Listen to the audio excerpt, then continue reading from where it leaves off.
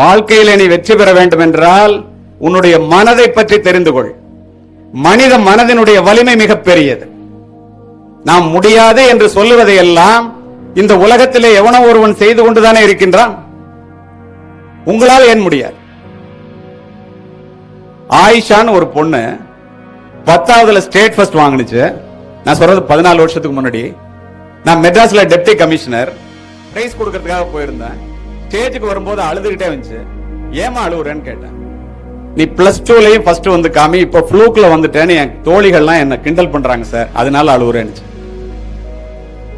உன்னால முடியும்னு நம்புமா?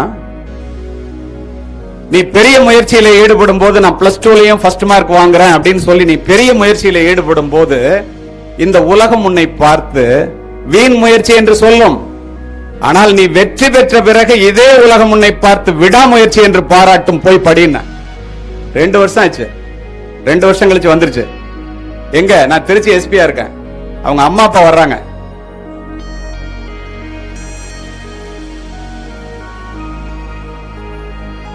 கேமரால பார்த்தா தெரியும்.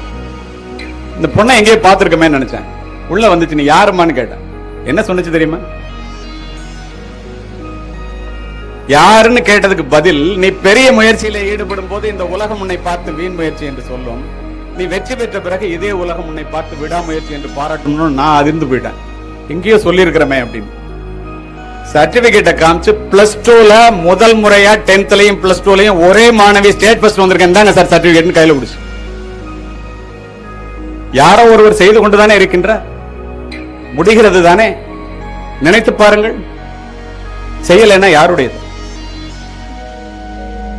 மனித மனம் தாங்க காரணம் எல்லாத்துக்கும். நீ எப்படி ஆக வேண்டும் என்று நினைக்கிறாயோ அப்படியே கற்பனை பண்ணு.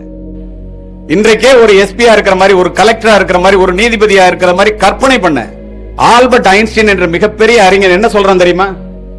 அறிவை விட கற்பனை மேலானது. ஒரு பொண்ணு MBBS முடிச்சிட்டு MD OG போகணும்னு ஆசை. அபிராமின்னு ஒரு பொண்ணு. நான் அங்க பேசுறதுக்கு போயிருக்கேன். கோச்சிங் சென்டருக்கு, IAS IPS கோச்சிங் சென்டர், ஒவ்வொன்றும் தனித்தனியா இருந்துச்சு. எல்லாத்தையும் கூப்பிட்டு நான் வரேன்னு பேச வச்சாங்க. உள்ள நுழையும் போது ரூம்ஸ் வரிசையா இருந்துச்சு. ஒரு பொண்ணு அபிராமி MD OG அப்படின்னு போட்டுருந்துச்சு. நான் கேட்டேன், ஏங்க MD OG போறதுக்கு ப்ரிப்பரேஷனுக்கு தானே எங்க பிள்ளைங்க எல்லாம் வந்திருக்கு, இது அதுக்குள்ளே ஒரு பொண்ணு இப்படி போட்டிருக்க, யாருன்னு கேட்டேன். நான் தான் சார்னு வந்துச்சு. அந்த நிமிடமே நினைத்தேன், இந்த பெண் எழுதி வைத்துக் கொண்டு எப்போது அதை தினம் தினம் பார்க்கின்றதோ இது சாதிக்கும் என்று நினைத்துக் கொண்டு வந்து விட்டேன். நீ MD OG சேர்ந்தனா, என் வீட்டுல 4 டாக்டர், நீ MD OG சேர்ந்தனா என்னிட்ட சொல்லுமா அப்படின்னு சொல்லிட்டு போயிட்டேன். மாணவர்களே, மாணவிகளே, இந்திய அளவிலே தமிழக அளவிலே நடந்த பரீட்சையிலே 7வது ரேங்கை வாங்கி MMCல MD OG சார்ந்து சேர்ந்துட்டேன் சார்னு வந்து சொல்லுது. இதுல இருந்து என்ன தெரிகிறது? ஒரு நாளைக்கு ஒரு மனுஷனுக்கு 60,000 எண்ணம் வருது. நீ என்னவாக வேண்டுமோ அதை எழுதி வச்சுக்க. என்னென்னலாம் உனக்கு வேணுமோ அதெல்லாம் எழுதி வச்சுக்க. 59,999 எண்ணங்கள் செயலிழந்து விடும். சிந்தனை சிதறல்கள் இல்லாமல் உன்னால் படிக்க முடியும்.